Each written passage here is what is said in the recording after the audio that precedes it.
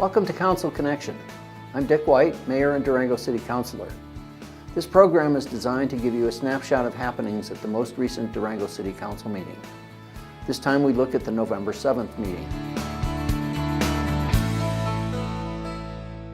The meeting began with our consent agenda, which consisted of 8 items.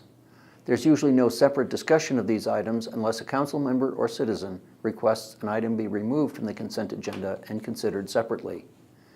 These were mostly routine items and all were approved. During public participation, members of the Fort Lewis College Skyhawk mountain bike team were recognized. They won the school's 23rd national championship at the recent 2017 USA Cycling Collegiate Mountain Bike Nationals in Missoula, Montana. Also present were members of the Durango and Animas High School mountain bike teams, both of which also finished successful seasons.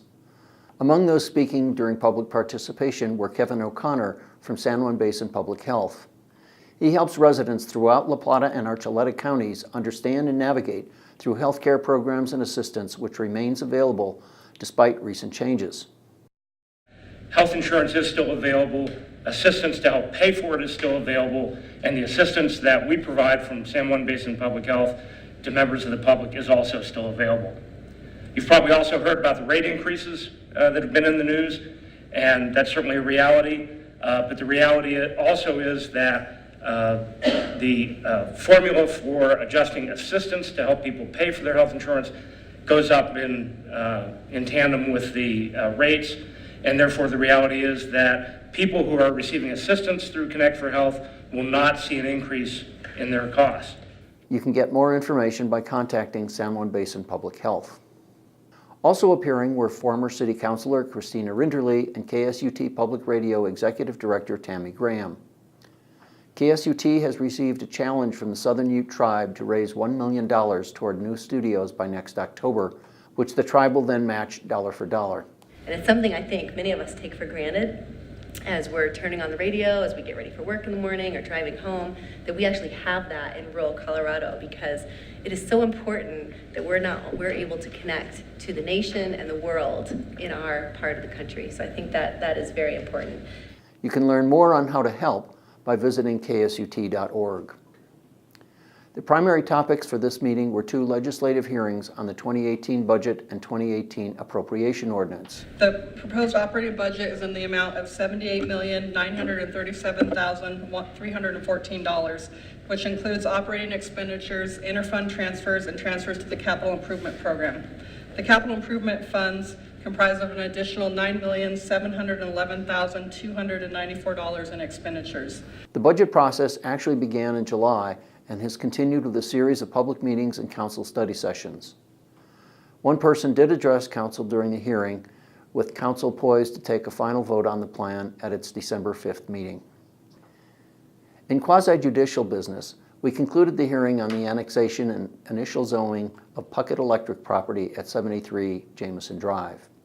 In the 3 weeks since the October 17th hearing, city planners, residents, and the potential buyer of the property hammered out an agreement which includes plans for 10 homes on the site of what is commonly called a pocket neighborhood.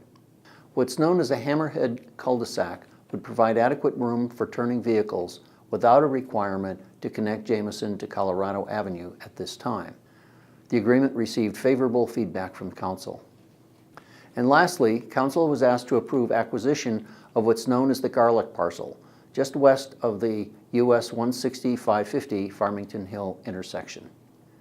The nearly 11 acres is adjacent to existing open space and presently is the site of a city water tank. The purchase will protect the water tank, which presently sits on private property. It also will provide access to an abandoned railroad grade that will become part of the Smart 160 trail to Grandview. It's a $950,000 purchase, with half paid by the Parks Open Space and Trails Fund and the other half by the Water Fund. The purchase should be finalized before the year's end. During reports and actions, I announced that ballot issues 2A and 4A to support the Durango Fire Protection District both passed with large majorities, a manifestation of the public's appreciation for the importance of public safety. During the meeting, councilors also mentioned several events you might find interesting. Among these, head downtown the day after Thanksgiving for Singing with Santa to kick off Durango's downtown holiday season. Be at Main Avenue and 8th Street by 5:45, then join Santa and Mrs. Claus as they lead carolers down Main Avenue to Buckley Park and the lighting of the Christmas tree. There will also be hot chocolate, cookies, and photos. And don't forget the Durango Farmers Market. Thanksgiving Market is Saturday, November 18th, 9 a.m. to 1 p.m. at the La Plata Fairgrounds. That will be followed by the Farmers Market Holiday Market, Saturday, December 9th, 9 a.m. to 2 p.m., also at the fairgrounds. Our next study session will be November 14th at 4 p.m. This will include reconciliation of the 2018 budget and an update on the Durango Fire Protection District. Our next regular council meeting, Thanksgiving week, has been moved to Monday, November 20th at 6:30 p.m. And that's Council Connection for the November 7th Durango City Council meeting. I'm City Councilor and Mayor Dick White. Thanks for joining us, and remember, you can always contact your city councilors via email at citycouncil@durangogov.org.